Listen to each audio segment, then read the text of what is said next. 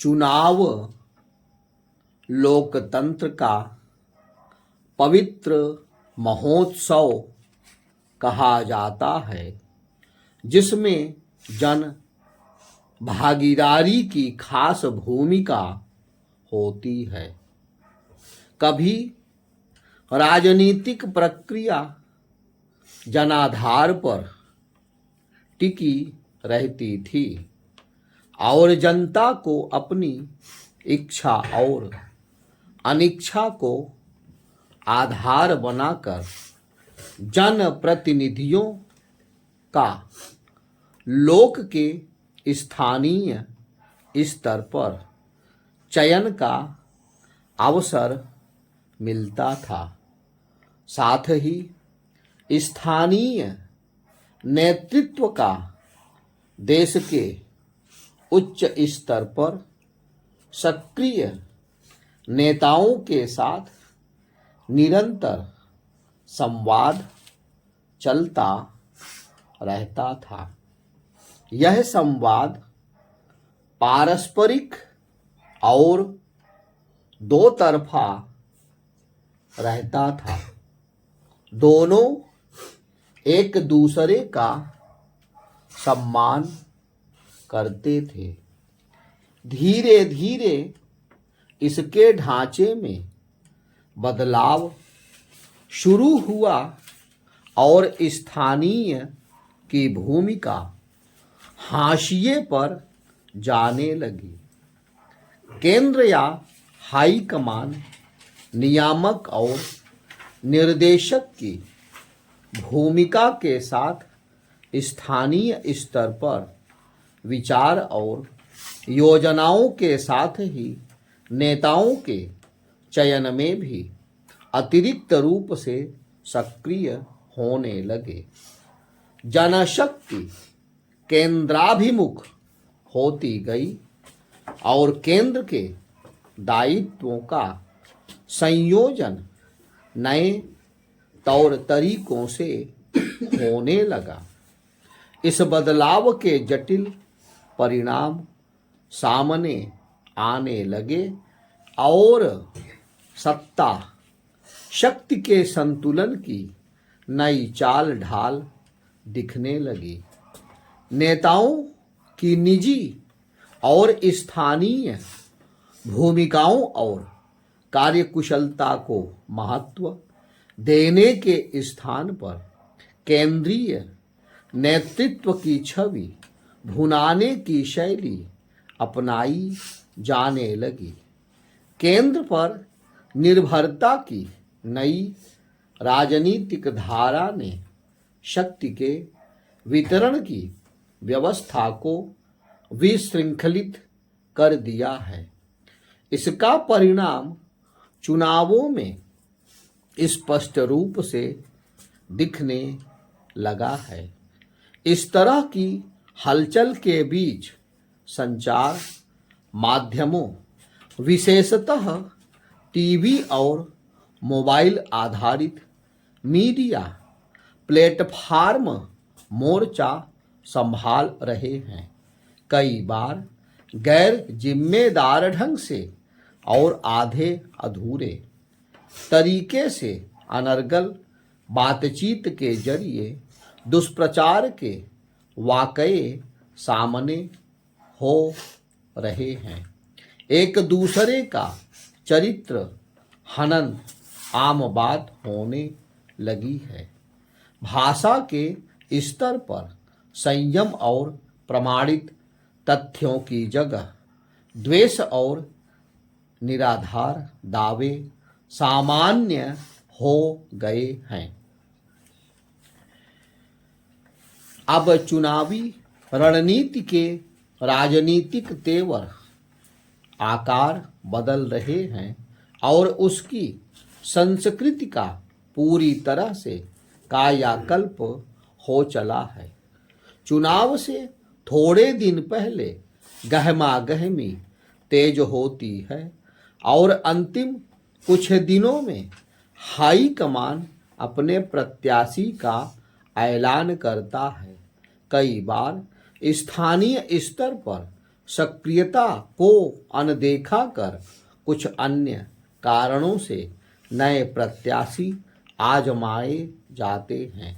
मजबूरी में ही सही 5 साल तक या उससे भी ज़्यादा समय से भूली बिसरी जनता की सुध ली जाती है। चुनाव आते ही सभी राजनीतिक दल जादू का अपना पिटारा खोलते हैं और उनकी सोई हुई जन संवेदना जागती है। आहत जनता को राहत देने के लिए कमर कसते हुए सभी राजनीतिक दल सुविधाओं की लंबी सूची तैयार करने में जुट जाते हैं। बस की मुफ्त यात्रा, स्कूल, अस्पताल, नौकरी, कर्ज और खैरात में रुपए यानी जीने के लिए जो भी चाहिए उस सूची में शामिल किया जाता है। चुनावी राज्यों में पुलिस द्वारा करोड़ों रुपए की जब्ती और शराब की आवाजाही आम बात हो गई है, जिनका कोई दावेदार नहीं मिलता। यह सब इसलिए होता है ताकि जनता को अधिकाधिक मात्रा में लुभाया जा सके। अब धन बल के जरिए वोट खरीदने की कोशिश होने लगी है।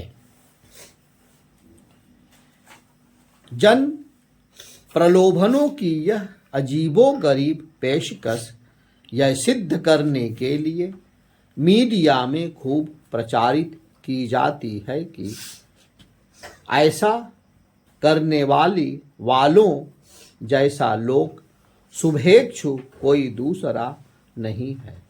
इस सिलसिले में विभिन्न राजनीतिक दल एक दूसरे से बढ़ चढ़कर जनसेवा की हुंकार भरते नहीं थकते और सार्वजनिक जनसंपदा लुटाने की घोषणा करते रहते हैं। बोली लगने के माहौल जैसी यह कवायद चुनी हुई सरकार के बजट की याद दिलाती है।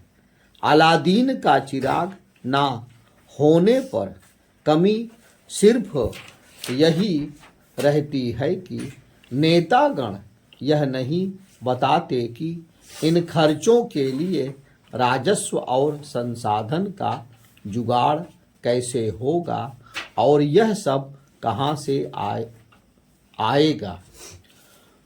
चुनावी आचार संहिता की काट निकाली जाती है। आचार संहिता अभी भी पर्याप्त प्रभाव नहीं दिखा पाती है। खास तौर से लुभाने वाली अपरिमित घोषणाओं से निजात पाने का फिलहाल कोई उपाय नजर नहीं आ रहा है। चुनाव की चर्चा में देश का भविष्य और देश की नीतियों के सवाल गायब रहते हैं। सभी राजनीतिक दल एक दूसरे पर दोष मढ़ने को बेताब रहते हैं। तू मैं करते हुए बात बढ़कर व्यक्तिगत अपमान और लांछन पर आ टिकती है।